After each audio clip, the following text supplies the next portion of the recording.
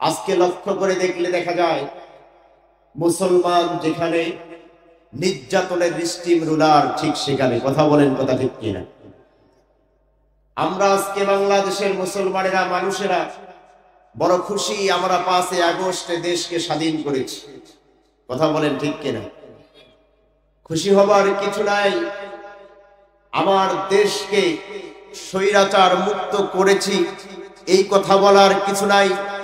আমার দেশে এক স্বৈরাচার বিদায় হয়েছে। আমার দেশে এক কোরআন বিরোধী ইন্ডিয়া পালায় চলে গিয়েছে। কিন্তু ইসকন নামের এই ইহুদির দালালেরা, ভারতের 5 চাটা গোলামেরা বাংলার জমিনে এখনো ইসলামের বিরুদ্ধে কথা বলে, কোরআনের বিরুদ্ধে কথা বলে। যেই দেশে 90% মুসলমান রয়েছে, 90% মুসলমানের উদ্দেশ্যে মুসলমানের গা থেকে রক্ত ঝরায়, মুসলমানকে পিটাতে পিটাতে দুনিয়া থেকে বিদায় করে দেয়, সেই দেশ এখন পর্যন্ত স্বাধীন হয় নাই। কথা বলেন, কথা ঠিক কিনা?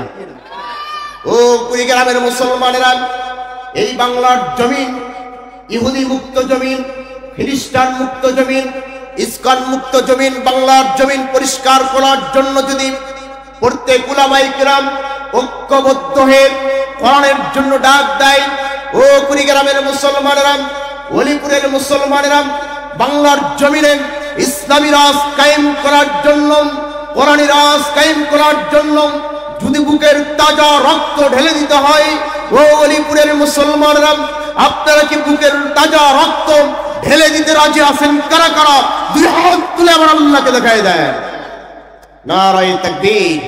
আমার ভাইরা, বাংলার জমিনকে যদি ইসলামী রাষ্ট্র হিসেবে দেখতে চাই, আমরা আজকের মাহফিল থেকে বলতে চাই, বাংলাদেশে ইসকন নামের কোন সন্ত্রাস বাহিনী বাংলার জমিনে বসবাস করতে পারবে না। কথা বলেন, কথা ঠিক কিনা?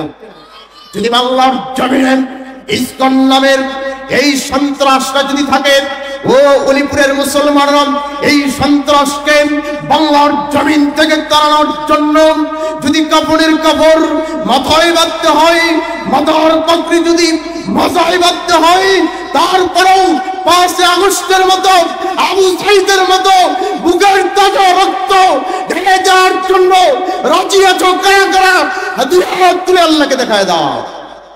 নারায়ে তাকবীর, নারায়ে তাকবীর। আল কোরআনের আলো, আল হাদিসের আলো। আমার ভাইরা, বাংলার জমিন সন্ত্রাস মুক্ত জমিন আমরা করতে চাই। কথা বলেন, কথা ঠিক কিনা? আল্লাহ আমার সুন্দর সোনার বাংলাদেশকে কবুল করুক। সকলে বলুন আমিন। আমরা বাংলাদেশকে ভালোবাসি আমাদের জীবনের চেয়েও বেশি। কথা বলেন, কথা ঠিক কিনা? কিন্তু দেশের চেয়েও, জাতির চেয়েও, মা বাবার চেয়েও, সন্তানের চেয়েও, স্ত্রীর চেয়েও, এলাকার আত্মীয় স্বজনের চেয়েও আমরা একজনকে বেশি ভালোবাসি। তিনি কে? কথা বলেন না কেন? কে? আল্লাহ এবং রাসূল। কথা বলেন, কথা ঠিক কিনা? বাংলার জমিনে আল্লাহর বিরুদ্ধে কথা বলে বাংলার জমিনে বসবাস করবে, বাংলাদেশের মুসলমান মেনে নিবে না। কথা বলেন, কথা ঠিক কিনা? বাংলার জমিনে থেকে বাংলাদেশের বিরুদ্ধে কথা বলবে, বাংলাদেশের তৌহিদি জনতা মেনে নিবে না। কথা বলেন, কথা ঠিক কিনা?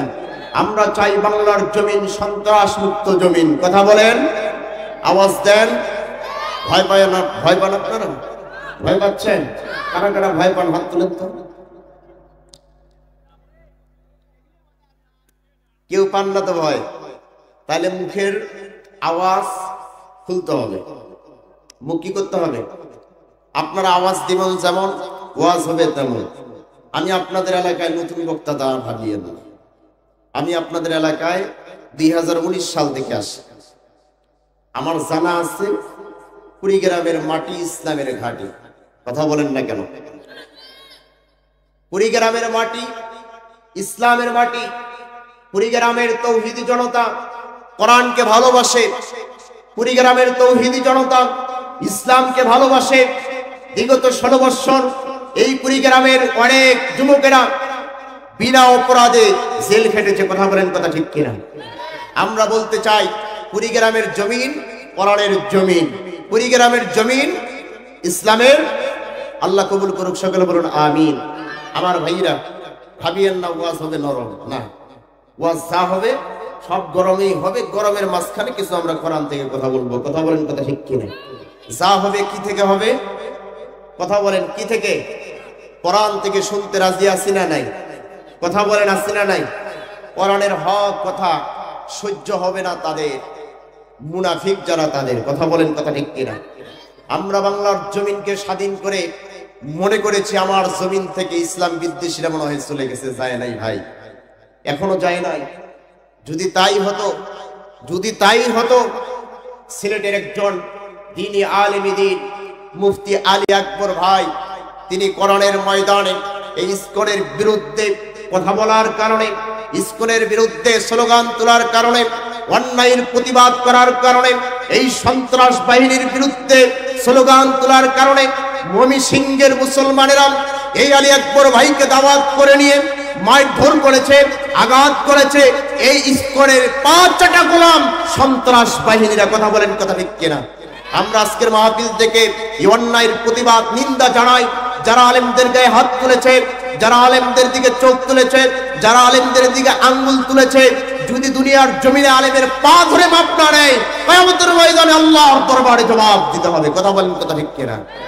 এই জন্য আসেন, আলেমদের সাথে বেয়াদবি করতে যাইয়েন না। আলেমদের সাথে বেয়াদবি করলে দুনিয়াতেও আপনি অপমানিত, লাঞ্ছিত, বেজ্জতি হয়ে আপনি মরে যাবেন। আপনার জানাজা করার জন্য কোনো আলেম আসবে না। কথা বলেন কথা ঠিক কিনা? এই জন্য আমরা এই ময়মনসিংহের মুসলমানদেরকে বলতে চাই, যারা এই অপরাধ করেছো, মুফতি আলী আকবর ভাইয়ের গায়ে হাত তুলেছো, যারা বাধা দিয়েছো, যারা আঘাত করেছো, তোমাদের এখনো সতর্ক করে দেই, তার কাছে যে মাপ চাও।